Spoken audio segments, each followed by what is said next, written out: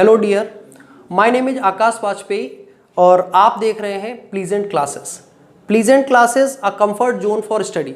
यहाँ पर हम आपको academic as well as offline mode पर प्लेटफॉर्म प्रोवाइड कराएंगे। मैं आपको केमिस्ट्री पढ़ाऊंगा और केमिस्ट्री में आपको NEET level, JEE level, 12th level और आपका जो भी बेसिक लेवल है उस चीज़ को अच्छा करने की कोशिश करूँगा। आई होप कि आप लोग मेरे क्लासेस से खुश रहेंगे और आपको कोई भी अगर कमी लगे तो आप मुझे कमेंट्स बॉक्स में ज़रूर करके बताएं, ठीक है।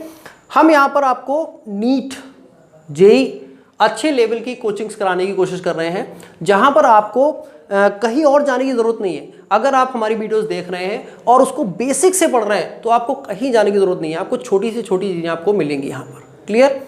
सो आई विल स्टार्ट। केमिस्ट्री का पहला लेक्चर 11th क्लास के लिए मैंने डिसाइड किया है। हम लोग 11th क्लास के लिए पढ़ेंगे पहला लेक्चर, जिसमें हम लोग मैटर के बारे में पढ़ेंगे। क्लियर?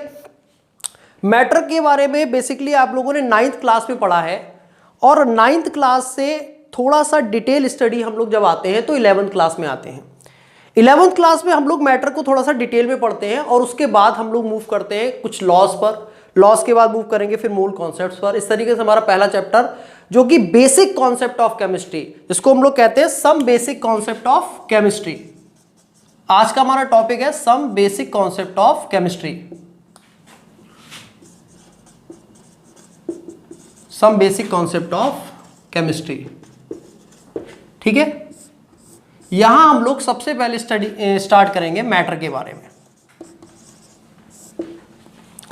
आपको बता दें बच्चों, केमिस्ट्री में बेसिक नॉलेज लेने के लिए अगर हमें टॉपिक्स बेसिक से पता है तो हम लोग उसको बहुत अच्छी तरीके से सीख सकते हैं, लेकिन अगर हमारा बेस ही कमजोर हो तो हम लोग टॉपिक को अच्छे से डिस्क्राइब नहीं कर सकते, आगे चल के हमें प्रॉब्लम ही होती रहती है।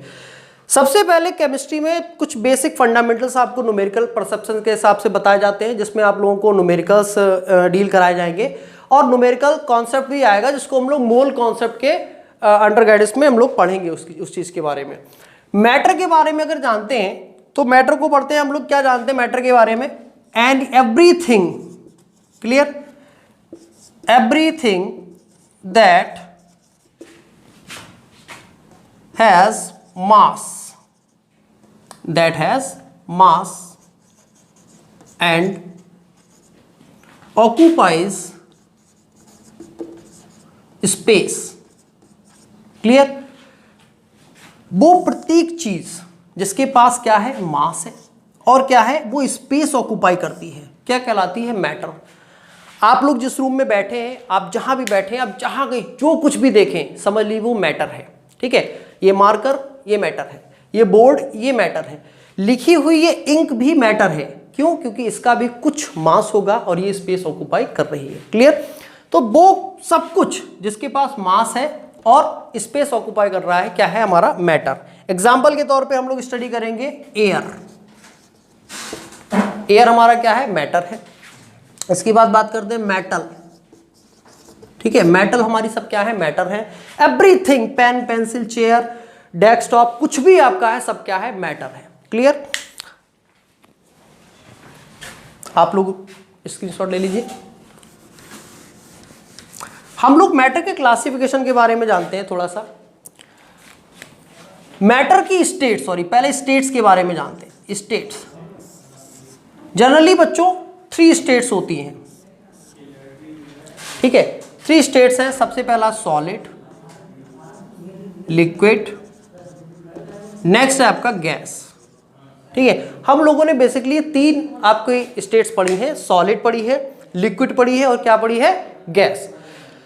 अगर हम सॉलिड की बात करें तो सॉलिड में जो पार्टिकल्स होते हैं वो बेहद क्लोज होते हैं, उनके बीच में बिल्कुल भी स्पेस नहीं होता, जिसके कारण वो केवल एक तरीके का मोशन करते हैं, जिसको हम लोग वाइब्रेटरी मोशन कहते हैं। कौन सा मोशन कहते हैं, वाइब्रेटरी मोशन, ठीक है। वाइब्रेटरी मोशन कहते हैं, मतलब अब एक तरीके से आगे और पीछे, बैक एंड थ्रो, आगे एंड पीछे केवल मूव करते हैं, जिसको हम लोग वाइब्रेटरी मोशन कहते हैं। इनके बीच में बिल्कुल भी स्पेस नहीं होता किसी तरीके का, ठीक है। और इनकी शेप क्या होती है, फिक्स होती है, शेप फिक्स होगी। वॉल्यूम क्या होगा, ये भी आपका फिक्स्ड होगा, वॉल्यूम भी क्या होगा आपका फिक्स्ड होगा, शेप भी फिक्स्ड होगी और वॉल्यूम भी फिक्स्ड होगा। क्लियर, ये हमारा हो गया सॉलिड। लिक्विड की बात करते हैं तो इसमें क्या होता है, पार्टिकल्स के बीच में स्पेस होता है लेकिन थोड़ा सा स्पेस होता है, जिसके कारण इनका वॉल्यूम तो फिक्स रहता है आपका। क्यों? क्योंकि अगर मैं वाटर की बात करूं, आपने एक गिलास पानी लिया तो आप क्या करेंगे, अगर आप उसको एक कटोरे में करेंगे तो वो कटोरे का शेप ऑब्टेन कर लेगा। क्लियर, लेकिन उसका वॉल्यूम आपका फिक्स रहेगा। शेप बदल गई, वॉल्यूम क्या फिक्स है। तो शेप चेंज होती है, शेप क्या होती है, वो वेरिएबल होती है, लेकिन वॉल्यूम क्या होता है, वो होता है फिक्स होता है।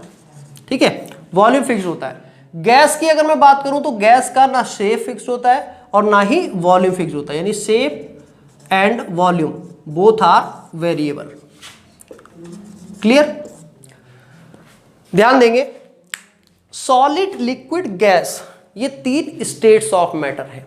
क्लियर, ये मैटर की स्टेट्स हैं जो हम लोगों ने 9th क्लास में भी स्टडी की थी। हम बात करते हैं इनकी कुछ अदर स्टेट्स के बारे में। आप लोग ध्यान रखें, 3 स्टेट्स इनकी और होती हैं जिनको आप लोग हायर लेवल पर स्टडी करेंगे। कौन कौन सी होती हैं, यहां पर भी कभी कभी एग्जांपल्स आपसे पूछ लेता है। Plasma is also a state of matter. Next आपका आता है Bose Einstein. Bose Einstein is also states of matter. Next आता है आपका फर्मियोनिक कंडेंसेट। ये 3 स्टेट्स गाइस और होती हैं जो आप लोग स्टेट्स ऑफ मैटर में स्टडी करेंगे। नेक्स्ट हम लोग मूव करते हैं मैटर के क्लासिफिकेशन के बारे में। अभी आप लोगों ने स्टेट्स को पढ़ा, स्टेट्स में सॉलिड, लिक्विड और गैस के बारे में पढ़ा। सॉलिड में हम लोगों ने देखा कि शेप और वॉल्यूम दोनों फिक्स होते हैं। क्यों? क्योंकि जो पार्टिकल्स होते हैं उन पार्टिकल्स के बीच में बिल्कुल भी स्पेस नहीं होता है। क्लियर, अगर आप लोग एक ईंट ले लीजिए, आप उसको हाथ से दबाएंगे, नहीं दबाएगी। क्यों? क्योंकि उसका वॉल्यूम क्या है, फिक्स्ड है, और शेप भी क्या है, फिक्स्ड है। ये मार्कर है, इसकी शेप जो है वो फिक्स्ड है। अगर इसको मुझे कवर करना है तो इसी के आकार का मुझे वॉल्यूम बनाना पड़ेगा, तभी मैं उसको कवर कर पाऊंगा। क्लियर, मैं बात करता हूं लिक्विड की तो इसमें वॉल्यूम फिक्स्ड हो गया, शेप भी फिक्स्ड हो गई। मैं बात करता हूं लिक्विड की तो फिर मैंने बताया कि आप लोग सिंपली दिमाग में लिक्विड की बात आए तो एक ग्लास वाटर ले लीजिए, उसमें आप लोग क्या करेंगे, शेप उसकी क्या होगी, वो फिक्स्ड नहीं होगी, वेरिएबल होगी, लेकिन वॉल्यूम क्या होगा, फिक्स्ड होगा। ठीक है, शेप वेरिएबल है और वॉल्यूम क्या है, फिक्स्ड है। ये हमारा हो गया लिक्विड। एग्जांपल्स के तौर पर यहां पर आ जाएगा मेटल। ठीक है, हमारी मेटल्स जो होती हैं वो सॉलिड में आती हैं। लिक्विड के एग्जांपल्स में आ जाएगा H2O। ठीक है, H2O क्या है, सिंपल, बहुत सिंपल सा एग्जांपल है। गैस की बात करें तो गैस में आपका एग्जांपल्स एयर। ठीक है, एयर आपका एग्जांपल्स आ जाएगा गैस। देखिए, हम लोग जो भी चीजें पढ़ते हैं, अगर हमारा बेस बहुत अच्छा है तो हम लोग उसको बहुत अच्छी तरीके से याद रख सकते हैं। हमें छोटी से छोटी चीजें नहीं पता है तो फिर हम आगे बड़ी चीजों को नहीं ऑब्टेन कर पाएंगे, ये ध्यान रखना। तो हमें सबसे पहले सब बेसिक चीजों के बारे में जानकारी होनी चाहिए। ठीक है, इस चीज को मैं रब कर रहा हूं।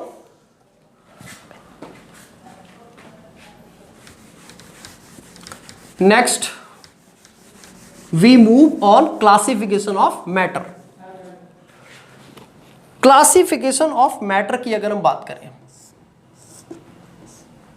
मैटर की क्लासिफिकेशन की अगर हम बात करें तो मैटर का क्लासिफिकेशन बेसिकली 2 टाइप का है। सबसे पहला होता है एक मिक्सचर, और नेक्स्ट मिक्सचर के बाद बात करते हैं pure substance. Pure substance, pure substance. ठीक है, मैटर की मिक्सचर और मिक्सचर में के बाद प्योर सब्सटेंस। मैटर को हम इन 2 पार्ट्स में क्लासिफाई कर सकते हैं। अगर हम बात करें कि हम लोग इनको क्लासिफाई किस बिहाफ पर करा है तो बेटा पार्टिकल्स के बिहाफ पर करा है इनको। ठीक है, पार्टिकल्स के बिहाफ पर हम बात करते हैं मिक्सचर की। तो मिक्सचर में भी हमारा 2 तरीके का क्लासिफिकेशन होता है। एक आता है आपका होमोजीनस मिक्सचर, और नेक्स्ट आता है आपका हेट्रोजीनस मिक्सचर। ठीक है, होमोजीनस और आपका आता है हेट्रोजीनस मिक्सचर। होमोजीनस मिक्सचर की अगर हम बात करें तो उसमें पार्टिकल्स जो होते हैं, पहले तो मिक्सचर जान लो, मिक्सचर क्या होता है, anything, clear, anything present in 2 और 3 रेशियो, एनीथिंग एनीथिंग मीन्स आप कुछ भी ले लें और आप मिला दें और उसका कोई रेशियो फिक्स ना हो। रेशियो क्या हो, जैसे हमने कहा कि आपको 2 ml लेना है, 4 ml लेना, नहीं, कुछ नहीं, कोई फिक्स नहीं है, बस आप ले लें और मिला दें। एग्जाम्पल के तौर पर आपने थोड़ा सा शुगर ले लिया और थोड़ा सा वाटर ले लिया, अब आपने इसको मिला दिया, मिल जाएगा आपस में। अब जरूरी नहीं कि आपको 2 ग्राम शुगर ही लेनी, नहीं, कोई अमाउंट फिक्स ही नहीं है, इन एनी अमाउंट और in any ratio. Clear? Sugar plus water आपने ले लिया, अब आप इसको मिला दोगे, मिक्सचर बन जाएगा। क्लियर? आपने सॉल्ट ले लिया प्लस शुगर ले लिया, अब ये भी मिल जाएंगे आपस में, ठीक है, कुछ तो बनेगा, उसको मिक्सचर कहेंगे। आप सैंड ले लीजिए प्लस सॉल्ट ले लीजिए, कुछ तो मिलेगा, क्या बन जाएगा आपका? मिक्सचर बन जाएगा। यानी कुछ भी हम मिला दें, क्या बन जाएगा? हमारा मिक्सचर बन जाएगा। क्लियर? नेक्स्ट बात करते हैं, लेकिन मिक्सचर में टाइप्स हैं, होमो और हेट्रो। होमो मीन्स होता है सेम, होमो मीन्स क्या होता है? सेम, और हेट्रो मीन्स क्या होता है? डिफरेंट। हेट्रो मीन्स क्या होता है? डिफरेंट। होमो मीन्स होता है सेम, हेट्रो मीन्स होता है डिफरेंट। अब अगर सेम यानी कहने का सेंस है, हम जिसको मिक्सचर, जब हम पार्टिकल्स को आपस में मिलाते हैं तो हम उसे नॉर्मली सेपरेट ना कर पाए और उनका जो कॉम्पोजिशन है पार्टिकल्स का आपस में, वो इस तरीके से हो जाए कि वो आपस में नॉर्मल और फिजिकल कॉम्पोजिशन के द्वारा, फिजिकल मेथड्स के द्वारा आप उन्हें अलग ना कर पाए, तो ऐसा मिक्सचर हमारा कहलाता है होमोजीनियस मिक्सचर। जैसे मैं बात करूं, आपने थोड़ा सा 1 गिलास पानी लिया और उस पानी में क्या डाल दिया? थोड़ा सा सॉल्ट डाल दिया। अब आपने सॉल्ट इसमें डाल दिया है, तो सॉल्ट जब आप वाटर में ऐड करेंगे, इसको स्टायर करेंगे, स्टायर करने के बाद वो इस तरीके का मिक्सचर बन जाएगा कि आप उसको नॉर्मल मेथड्स के द्वारा सेपरेट नहीं कर सकते। क्लियर? यानी पार्टिकल्स के बीच में कोई भी गैप ना रह जाए और वो आपस में कंप्लीटली मिक्स्ड हो जाए, तो वो बनता है होमोजेनियस मिक्सचर। कंप्लीटली मिक्स्ड हो जाए, कह सकते हैं completely mixed, completely mixed. Clear? Heterogeneous की अगर मैं बात करूं, तो हेट्रोजेनस में क्या होता है ना, पार्टिकल्स कंप्लीटली मिक्स नहीं हो पाते, यानी मिलते तो है लेकिन कंप्लीटली आप उनको नॉर्मली एक तरीके से आप उनको फ्रैक्शनल करके अलग कर सकते हैं। जैसे आपने क्या किया, हम थोड़े से आयरन फिलिंग ले ली, आयरन फिलिंग, लोहे की छीलन, ठीक है, लोहे की छीलन ले ली और उसको आप वाटर में डाल दो। अब आप देखेंगे पानी में लोहे की छीलन यानी लोहे का जो बुरादा है वो पड़ा हुआ है, अलग से आपको स्पेशली दिखाई देगा, अलग से आप उसको सिंपली वाटर को अलग कर लीजिए और आयरन फिलिंग अलग कर लीजिए, तो वो मिक्सचर कहलाता है हेट्रोजेनस मिक्सचर, जिसमें हम लोग सिंपली चीज़ों को अलग कर सकते हैं ईजिली, तो हमारा कहलाता है हेट्रोजेनस मिक्सचर। ठीक है, इस चीज़ को मैं रब कर दे रहा हूँ बेटा। नेक्स्ट हम लोग मूव करेंगे प्योर सब्सटेंस की तरफ। प्योर सब्सटेंस की बात करें तो बेटा प्योर सब्सटेंस भी 2 पार्ट्स में डिवाइड किया गया है। एक आता आपका एलिमेंट और फिर आता आपका कंपाउंड्स। ठीक है, एलिमेंट्स में भी मेटल, नॉन मेटल और मेटलॉइड। ठीक है, मेटल, नॉन मेटल और मेटलॉइड्स, मेटल, नॉन मेटल और मेटलॉइड, एलिमेंट्स में भी मेटल, नॉन मेटल और मेटलॉइड्स। ठीक है, फिर हम बात करते हैं, ठीक है, एलिमेंट्स में हम लोगों ने डिवाइड किया है मेटल, नॉन मेटल और मेटलॉइड्स। ठीक, बात करते हैं प्योर सब्सटेंस में एलिमेंट्स की। तो प्योर सब्सटेंस की अगर हम बात करें, जैसे कि हम लोगों ने मिक्सचर की बात की, तो मिक्सचर में आप लोगों ने कहा कि इन एनी रेशियो, किसी भी अनुपात में चीजों को मिला दिया जाए। ठीक है, कोई फिक्स्ड अमाउंट नहीं था। लेकिन अगर प्योर सब्सटेंस की भी बात करूं तो यहां पर होता है फिक्स्ड कॉम्पोजिशन, फिक्स्ड कॉम्पोजिशन, एकदम फिक्स्ड कॉम्पोजिशन होगा। ठीक है, यानी कोई भी, अब जैसे आपने एलिमेंट की बात करें तो एलिमेंट मेटल है, नॉन मेटल है और मेटलॉइड, इनके कैरेक्टरिस्टिक्स अलग अलग होते हैं। ठीक है, सभी के कैरेक्टरिस्टिक्स क्या हैं, अलग अलग है।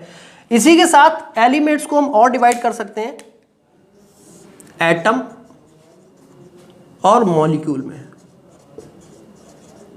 एटम और मॉलिक्यूल्स।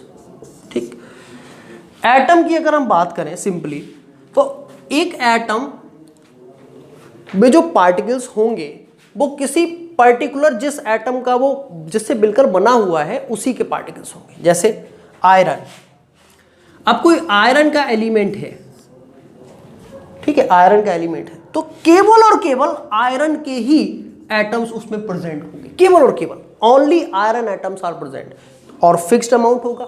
ठीक है, जितना बड़ा आपका रॉड है उसमें आयरन के एटम फिक्स होंगे।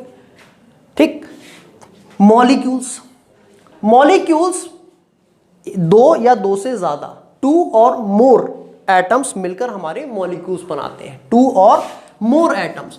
अब ये डिफरेंट और इनका अमाउंट भी फिक्स्ड होता है। जैसे बात करें H2, तो H2 एक मॉलिक्यूल है। अब ऐसा नहीं साहब आपने H3 बना दिया, नहीं, ये मॉलिक्यूल नहीं बनेगा, एक फिक्स्ड अमाउंट, 2 H है तभी आपका एक H2 मॉलिक्यूल बनेगा। क्लियर? इसी की तरह हम बात करते हैं H2O। अब 2 हाइड्रोजन और 1 ऑक्सीजन एक फिक्स्ड रेशियो में जब मिलते हैं तो आपका H2O वाटर बनता है। आपने साहब 3 हाइड्रोजन ले लिए और O बना दिया तो ये आपका वाटर नहीं बनेगा। ठीक है, ये आपका वाटर नहीं बनेगा, आयन बन जाएगा, हाइड्रोनियम आयन। तो हम लोग क्या सीखा? प्योर सब्सटेंस 2 पार्ट्स में बांटा गया, elements, compound. Elements further divided into atoms, molecules, and it also divided into metals, non metals and metalloids. ठीक है, रब कर रहा हूं बेटा इसे। कंपाउंड की अगर हम बात करें तो कंपाउंड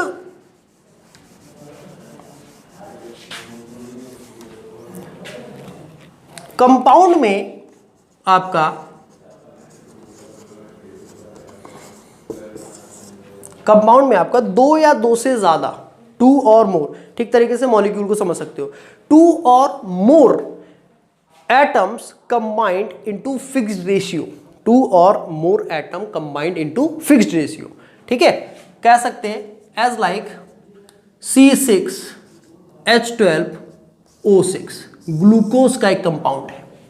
ठीक, अब ग्लूकोज का एक कंपाउंड है C6H12O6। अब कार्बन है तो कार्बन एक डेफिनेट प्रोपोर्शन में 6, हाइड्रोजन एक डेफिनेट प्रोपोर्शन 12, ऑक्सीजन 6, इनसे मिलकर एक शुगर मॉलिक्यूल यानी ग्लूकोज मॉलिक्यूल आपका बनता है। ठीक है, तो ये हमारा हो गया कंपाउंड, यानी 2 और मोर एटम इन डेफिनेट रेशियो। ठीक है, डेफिनेट रेशियो में हमारे बने हैं तो ये हमारा कंपाउंड हो गया। सिंपल सी बात करें, हम किन्हीं 2 या 2 से ज्यादा चीजों को मिला सकते हैं। आपने ग्लूकोज लिया प्लस वाटर ले लिया, ठीक, ये अब ये भी आपका कंपाउंड बन गया, ग्लूकोज प्लस वाटर। ठीक, मिक्सचर है, आपने ग्लूकोज लिया वाटर लिया, ये मिक्सचर आपका, जिसको हम लोगों ने पढ़ लिया अभी तक मैटर के बारे में। और ये 9th क्लास का एक तरीके से कह सकते हो, इसमें से थोड़ा सा आपको हो सकता है कुछ नया मिला हो, तो ये 9th क्लास का है, लेकिन चीज़ों को थोड़ा सा इलेबोरेट किया गया है जिसके अकॉर्डिंग ये 12th सेक्शन में भी आपका, 11th सेक्शन में भी आपका रखा गया है। ठीक है, basic concepts of chemistry, chemistry के बेसिक कॉन्सेप्ट्स, मैटर हो गया। अब आगे बात करेंगे हम लोग, थोड़ा सा मूव करेंगे कैलकुलेटिव सब्जेक्ट्स की तरफ, जो हमारा क्या रहा था, मोल कॉन्सेप्ट। क्या कहलाता है? Mole concept. जो बच्चे मैथ से रिलेट करते हैं वो इसको बहुत लाइक करते हैं, क्योंकि मोल कॉन्सेप्ट में न्यूमेरिकल्स वगैरह बहुत अच्छे से डिस्क्राइब किए जाते हैं, डिस्कस किए जाते हैं। मोल कॉन्सेप्ट में टर्म होता है ना मोल। क्या है ये मोल? मोल आखिर क्या है? पहली बार सुन रहे होगे, 11th क्लास में बच्चा आके पहली बार ही सुनता है, 9th क्लास में सुनता है, समझाया भी जाता है, लेकिन 9th क्लास में वो इतना ध्यान नहीं देता, तो 11th क्लास में आके उसे फिर से ये चीज़ सुनने को मिलती है। ठीक, ऐसा लगता है पहली बार सुन रहा हूँ। मोल, अगर मैं बात करूँ 1 डजन की, तो आप कहेंगे सर 1 डजन का मतलब होता है, 1 डजन का मतलब होता है 12, एक फिक्स्ड, ये फिक्स्ड नंबर है, 1 दर्जन में 12 होते हैं, अब वो चाहे 12 कुछ भी हो। ठीक है, 1 डजन मीन्स 12, ठीक है, 12।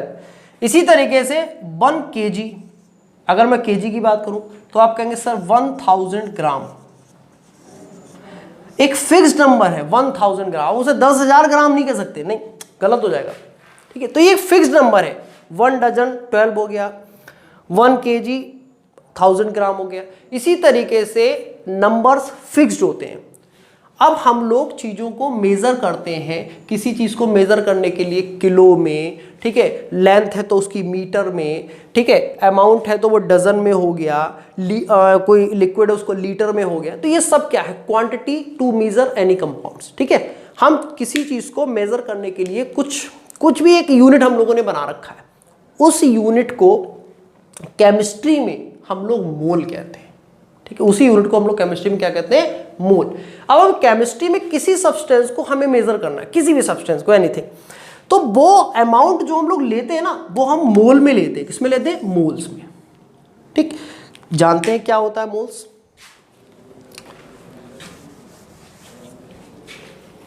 आपको मैं बता दूं मोल्स आया कहां से है। ये एक्चुअली जब हम लोगों ने माना कार्बन 12 है, C12 को हम लोगों ने एक स्केल मान लिया, एक इंटरनेशनल स्केल मान लिया, पैमाना मान लिया। इस कार्बन का जब हम लोगों ने स्पेक्ट्रोस्कोपिक से मास कैलकुलेट किया तो वो मास हमारा निकल कर आया 1.99 इंटू 10⁻⁻23 ग्राम। ये मास इसका निकल कर आया कार्बन 12 का। अगर हम एक मोल की बात करें, 1 मोल, ये मोल कहां से आया, तो हम कार्बन 12 जिसका एटॉमिक मास होता है 12, कितना होता है 12, को डिवाइड कर दें इसके स्पेक्ट्रोस्कोपिक मास से तो हमें मोल मिल जाता है। क्या मिल जाता है, मोल।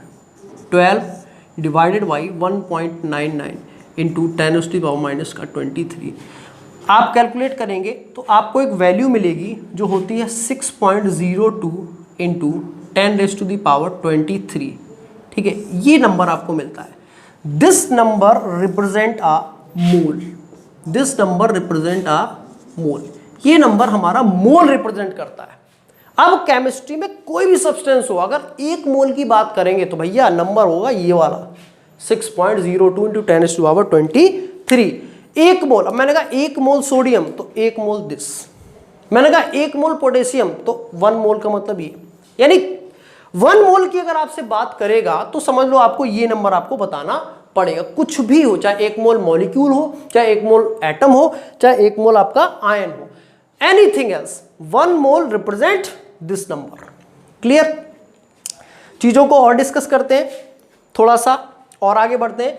1 मोल आया कहां से, यहां से। वैज्ञानिक थे एमिडियो अवोगैड्रो। एमिडियो अवोगैड्रो के नाम पर ये आपको नंबर मिलता है जिसको हम लोग अवोगैड्रो नंबर कहते हैं। अवोगैड्रो नंबर Na से रिप्रेजेंट करते हैं, यानी 1 Na की जो वैल्यू होती है वो इतनी होती है 6.02 इंटू 10⁻23 1 Na, ठीक है। ये किसके नाम पर आता है, एमिडियो अवोगैड्रो, एमिडियो अवोगैड्रो, ठीक है। एमिडियो अवोगैड्रो के नाम पर ये नंबर आपको मिला था, ठीक है। इन्होंने इस नंबर को दिया था 6.02 इंटू 10⁻23, याद रखेंगे हमेशा। यानी मैं बात करूं 1 Na, ठीक है, सॉरी 1 मोल सोडियम एटम का मतलब 6.02 इंटू 10⁻23 एटम ऑफ सोडियम, मैंने कहा 1 मोल लिथियम आयन का मतलब इतने ion of lithium, 6.023 ion of lithium. Clear? इस तरीके से 1 मोल कुछ भी आपसे कहे आपको यही आंसर देना है, 1 मोल, ठीक है। अब थोड़े से न्यूमेरिकल्स की हम बात करते हैं, सॉल्व कैसे करते हैं इस चीज को, सॉल्व। तो आपको बता दें एक छोटा सा फॉर्मूला होता है, mole is equal to mass in gram divided by, अगर एटम है तो एटॉमिक मास, यानी अगर हम एटम के मोल्स निकाल रहे हैं तो एटॉमिक मास से डिवाइड कर देंगे, अगर मॉलिक्यूल है तो मॉलिक्यूलर मास, ठीक है। ये हमारा छोटा सा एक फॉर्मूला है, mole is equal to mass in gram upon atomic mass बोले तो अगर एटम है, अगर मॉलिक्यूल है तो बोले तो मॉलिक्यूलर मास। एग्जाम्पल के तौर पे अगर आपसे कोई कहे कि फाइंड आउट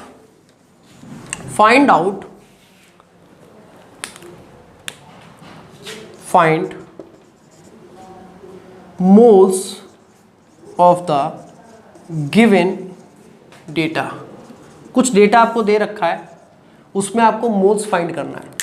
पहला क्या है, 23 ग्राम Na एटम। अब 23 ग्राम सोडियम एटम के कितने मोल होंगे, ठीक है। तो 23 ग्राम सोडियम एटम, आपको बता दूं सोडियम एटम का एटॉमिक नंबर होता है 11 और एटॉमिक मास होता है 23। अब कुछ रही नहीं क्या भैया, क्या बचा, मोल इज इक्वल टू, भैया मास कितना दे रखा है 23, एटॉमिक मास कितना है, मास कितना है 23, एटॉमिक मास कितना है 23, मोल कितना आ गया 1 मोल। और 1 मोल की वैल्यू भैया कितनी होती है जरा बता दो, कितनी होती है 6.02 इंटू 10⁻23 मोल्स ऑफ सोडियम, ठीक है।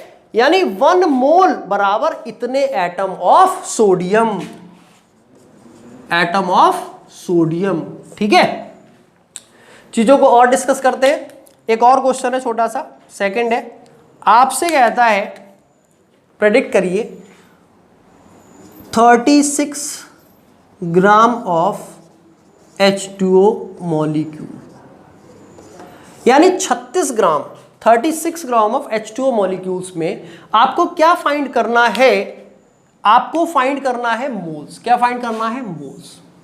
अब देखो ध्यान से, यहां पर ये एटम की बात कर रहा था, Na एटम, तो हमने एटॉमिक मास रखा। यहां पर बात कर रहा है H2O मॉलिक्यूल्स की, तो हम क्या रखेंगे, मॉलिक्यूलर मास। बहुत जल्दी से आंसर आ जाएगा आपका, कितनी जल्दी से, देखो जरा ध्यान से।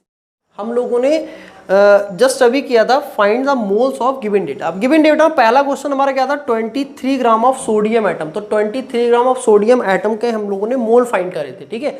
और अब हम बात करते हैं 36 ग्राम ऑफ H2O मॉलिक्यूल, नया क्वेश्चन है, इसको देखते हैं। वेट कितना, यानी मास कितना दे रखा है 36 ग्राम, तो पहले तो गिवन डाटा लिख लो, मास बराबर 36 ग्राम दे रखा है, किसका, H2O का। मॉलिक्यूलर मास की बात करते हैं तो मॉलिक्यूलर मास H2O का होता है बेटा, मॉलिक्यूलर मास होता है 18, कितना होता है 18। कैसे आया, तो थोड़ा सा मॉलिक्यूलर मास के बारे में जान लेते हैं, कैसे फाइंड आउट करते हैं। अगर हमारे पास एटम्स के एटॉमिक मास गिवन होते हैं तो हम मॉलिक्यूल्स का मॉलिक्यूलर मास भी निकाल सकते हैं। तो बहुत सिंपल सा फंडामेंटल है, क्या है, H2O, ठीक है। कितने हाइड्रोजन एटम है, 2 हाइड्रोजन एटम है, 2 हाइड्रोजन एटम है, तो हम क्या करेंगे, हाइड्रोजन के एटॉमिक मास रखेंगे और ऑक्सीजन का एटॉमिक मास रखेंगे और दोनों को ऐड कर देंगे। तो हाइड्रोजन 2 है, तो 2 into atomic mass of hydrogen, 1 hydrogen 1 atomic mass, plus oxygen 1 oxygen, oxygen का एटॉमिक मास कितना होता है 16, कितना होता है 16। सिंपली ऐड कर दो, 2 1 जा 2 प्लस 16 इज इक्वल टू 18, कितना आ गया 18। Then atomic molecular mass of H2O is 18, clear. इसी तरीके से एक और एग्जांपल्स लेते हैं, CO2, ठीक है। CO2 का एटॉमिक मास आपको निकालना है, तो आप क्या करेंगे, कार्बन 1 कार्बन एटॉमिक मास होता है 12, प्लस ऑक्सीजन, कितने ऑक्सीजन है 2 मल्टीप्लाइड बाई ऑक्सीजन का एटॉमिक मास 16 ऐड कर देंगे, 12 प्लस 16 2 जा 32 ऐड करेंगे 40, आई थिंक दिख नहीं रहा होगा बेटा, 44, ठीक है 44। आपका क्या 32 प्लस 12 इज इक्वल टू 44, ये आपका CO2 को है। इसी तरीके से आप लोग फाइंड करके मुझे कमेंट्स में आंसर देंगे, H2SO4 का एटॉमिक मास, HCl का atomic mass, sorry molecular mass इनके देंगे निकाल के मुझे।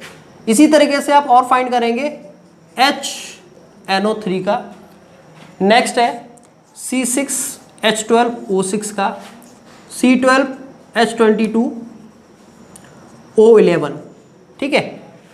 इसके बाद NH2CONH2, यूरिया कहते हैं इसे। ये ग्लूकोज है, ये सुक्रोज हो गया, ये आपका यूरिया हो गया। ठीक है, इनके आप मॉलिक्यूलर मास मुझे फाइंड आउट करके आप लोग कमेंट बॉक्स में इसका आंसर रिप्लाई करेंगे। क्लियर? ठीक है, यहां पर हम आते हैं, हमें मॉलिक्यूलर मास पता चल गया 18 है इसका। अब हम इसके मोल फाइंड आउट करने, थोड़ा सा रब करना पड़ेगा।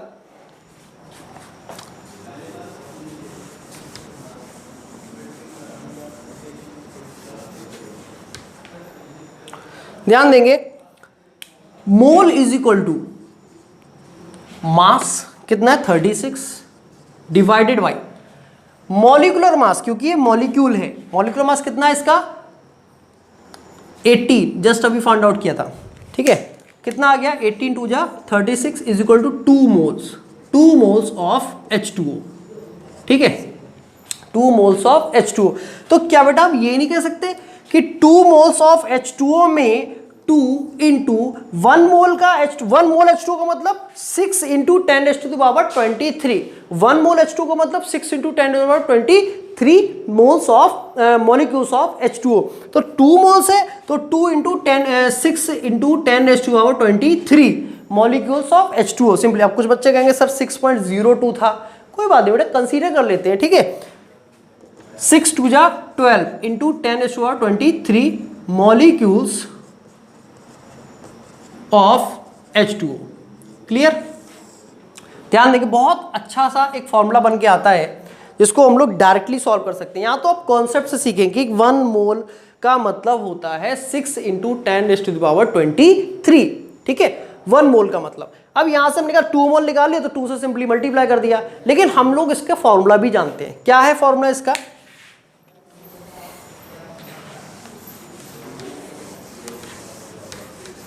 ये आप लोग स्क्रीनशॉट ले लीजिए।